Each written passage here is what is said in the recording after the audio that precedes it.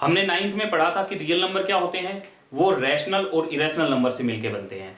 अब जिन नंबर को हम नंबर लाइन पे रिप्रेजेंट कर सकते हैं वो सभी रियल नंबर्स होते हैं। तो आज हम थोड़ा सा इरेशनल नंबर के बारे में पढ़ेंगे। इरेशनल नंबर हम सब जानते हैं कि √2, √3, √5, √7 एंड सो ऑन, ये सभी इरेशनल नंबर है क्योंकि we can't represent them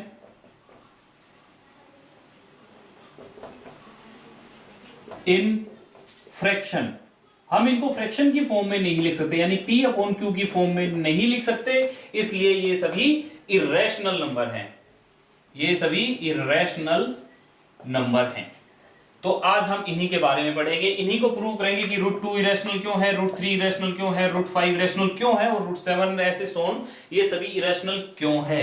P है वो एक प्राइम नंबर है, P कोई प्राइम नंबर है और P डिवाइड्स A², यानी A² P से डिवाइड होता है, देन P डिवाइड्स A, तो A भी P से डिवाइड होगा। ये चीज हमें प्रूव करनी है कि P divides A, where A is a positive integer.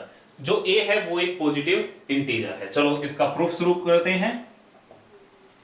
अब हमें क्या पता है कि P डिवाइड्स A², तो हमने मान लिया लेट ये मिलके बना है P1 P2, इसके ये P1 P2 P3 and so on ऐसे Pn। जो A है वो उसके फैक्टर हो गए P1 P2 P3 up to Pn। अब हमें पता है कि P जो है डिवाइड करता है A² को, तो A² क्या हो जाएगा, यहां से इन्हीं चीजों को हम डबल कर देते हैं, इनटू सेम चीज P1 P2 P3 and up to Pn। तो n तक चला गया।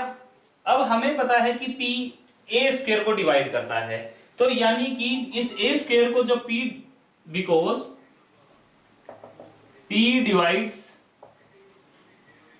A², तो या तो वो जो P है वो इनमें से किसी एक का हिस्सा है या इनमें से किसी एक का हिस्सा है, तभी तो उसको डिवाइड करेगा। अगर 7 डिवाइड्स 63, तो इसका मतलब क्या हुआ कि इनमें से जो 63 का फैक्टर है एक 7 होगा ही होगा, तो उसी तरह इनमें से इसका एक फैक्टर P तो होगा ही होगा।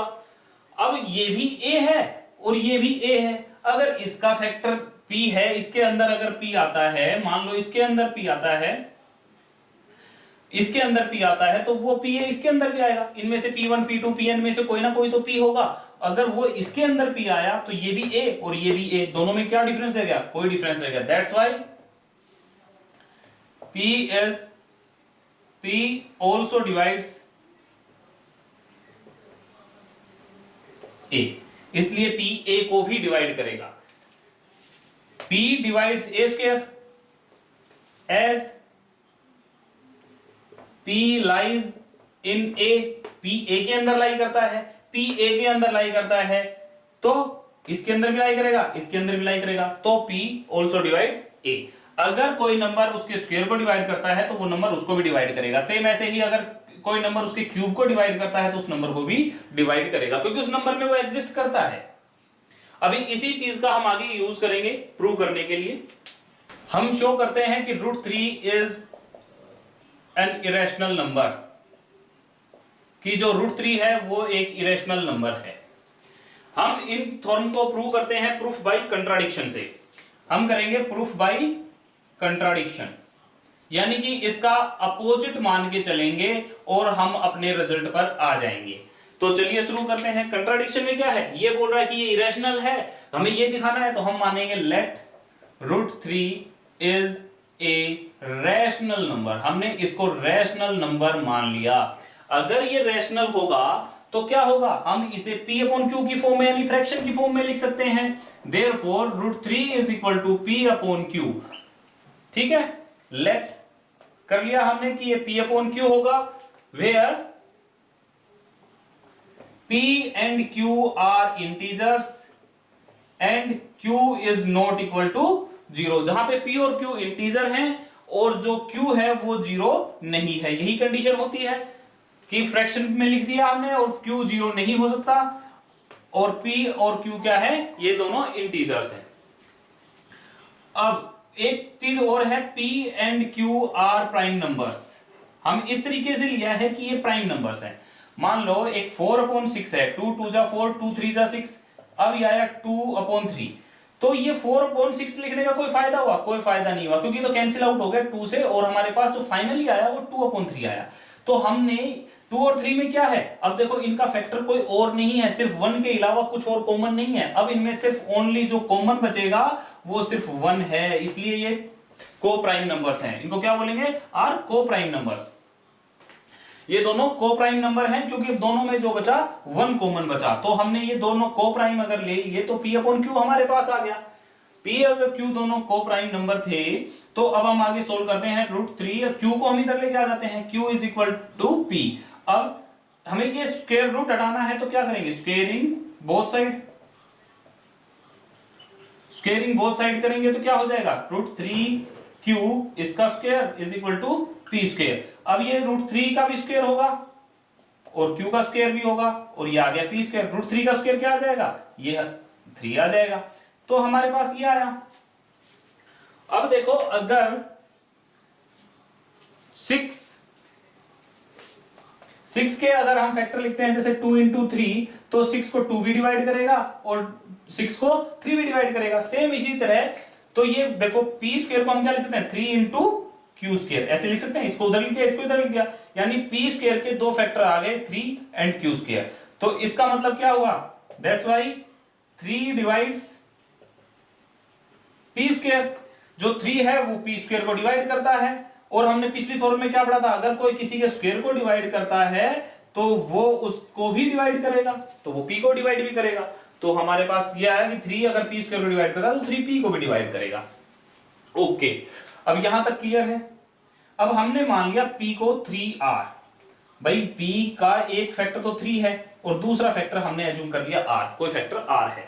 ये जो P है ये अकेला P नहीं है, ये 3R से मिलके बना है। जैसे कि ये था 2 और 3 से मिलके बना है, ऐसे ये 3 और R से मिलके बना है। Where R is an integer, जो R है वो एक इंटीजर है। अब अगर हमने एज्यूम कर लिया P = 3R, और हमारे पास क्या है कि 3Q² = P²। यहां से ये चीज 3Q² = P²। अब हम P की जगह वैल्यू रखते हैं उसकी, क्या आ जाएगा? 3R का स्क्वायर। 3Q² = 3 का स्क्वायर करेंगे तो 9, R का स्क्वायर R²। Q² एक तरफ रखते हैं, इसको 3 को उधर लेके जाएंगे, डिवाइड में हो जाएगा, 3 3 जा 9। तो यानी कि Q² आ गया 3R²। हमारे पास Q² आया 3R²। इसका मतलब क्या हुआ कि Q² 3 डिवाइड्स Q²। इसका मतलब क्या हुआ कि 3 Q² को डिवाइड करता है, R² भी Q² को डिवाइड करता है। तो 3 जब Q² को डिवाइड करता है तो 3 आल्सो डिवाइड्स Q। हमने पिछली थोड़ में पढ़ा था कि अगर 3 Q² को डिवाइड करेगा तो 3 Q को भी डिवाइड करेगा। अब देखो दोनों चीजें हमारे पास क्लियर हो गई हैं कि जो 3 डिवाइड करता है वो P को भी करता है और 3 डिवाइड करता है वो Q को भी करता है। और हमने क्या माना था कि P और Q जो है वो को प्राइम है, इनके अंदर सिर्फ और सिर्फ 1 कॉमन फैक्टर है। लेकिन यहां से तो 3 इसका भी आ गया, इसका भी आ गया, 3 क्या है? दोनों में आ गया। तो हमें क्या पता चला? 3 is a common factor of P and Q। P and Q का 3 कॉमन फैक्टर है। So P and Q are not coprime. अगर ये को प्राइम नहीं है तो भाई हमारी तो सारी जो हम मानते आए हैं वो सारी चीजें हम गलत मानते आए हैं। भाई हमने जो मान लिया ये गलत मान लिया। तो जो हमारा √3 है वो एक इरेशनल नंबर है। सो √3 इज एन इरेशनल नंबर। ठीक है, our assumption was wrong, so √3 is an irrational number। ऐसे ही हम √2 और √5, √7 इनको भी प्रूव कर सकते हैं। आप उसके लिए ट्राई करें और हमें कमेंट सेक्शन में बताएं। हमें इस क्वेश्चन में क्या शो करना है कि जो 3 + √2 √5 है ये एक इरेशनल नंबर है। हम सेम वही कंट्राडिक्शन से प्रूव करेंगे, प्रूफ बाय कंट्राडिक्शन। क्या करेंगे, let 3 + 2√5 is a rational number. हमने रैशनल नंबर एज्यूम कर लिया, तो क्या कर सकते हैं, that's why 3 + 2√5 can be represented as fraction. ये फ्रैक्शन की फॉर्म में हम इसको लिख सकते हैं। फ्रैक्शन की फॉर्म में लिखेंगे let 2√5 is equal to P/Q, where P and Q are integers, Q is not equal to 0, P and Q are co-prime numbers। ठीक है, ये दोनों co-prime नंबर हैं और P और Q क्या हैं, वो इंटीजर्स हैं, Q 0 नहीं होगा। तो ये चीज हमारे पास आ गई। अब देखो हमारे पास जो कंडीशन है मेन √5 का है, बाकी हम सबको उधर लेके चले जाएंगे। तो 3 + 2√5 था, तो 3 अगर उधर जाएगा प्लस है, तो उधर जाके क्या हो जाएगा, माइनस हो जाएगा, -3।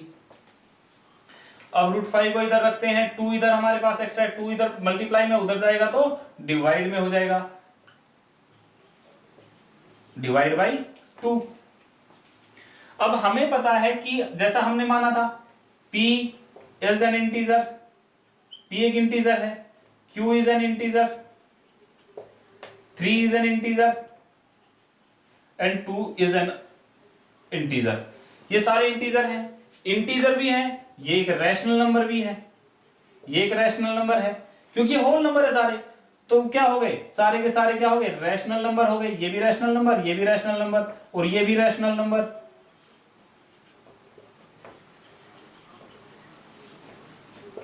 तो ये सारे के सारे रैशनल नंबर हो गए। इस साइड में जो हमारी राइट हैंड साइड है, ये तो सारे के सारे रैशनल नंबर हो गए। जो सॉल्यूशन हमारे पास आएगा वो एक रैशनल नंबर आएगा। पर क्या √5 एक रैशनल नंबर है, नहीं, ये तो इरेशनल नंबर है। तो यहां से हमारे पास क्या है कि रैशनल नंबर रैशनल नंबर के इक्वल हो सकता है। अरे भाई, रैशनल और इरेशनल अगर इक्वल हो गए तो फिर रैशनल डिफरेंस क्या रह गया, ऐसा तो पॉसिबल नहीं है। तो it can't be possible, our assumption was wrong. इससे हमें क्या पता चला कि जो हमने माना वो गलत था। सो 3 + 2√5 हमने माना क्या था, इसको हमने माना था एक रैशनल नंबर, तो ये गलत हो गया। गलत है तो क्या होगा, ये एक इरेशनल नंबर होगा, is an irrational number. Try करेंगे 6 + √2 एक इरेशनल नंबर है या रैशनल नंबर है। अब हमें बताएंगे कि ये एक रैशनल नंबर है या इरेशनल नंबर है, और अगर ये इरेशनल नंबर या रैशनल नंबर है तो क्यों है।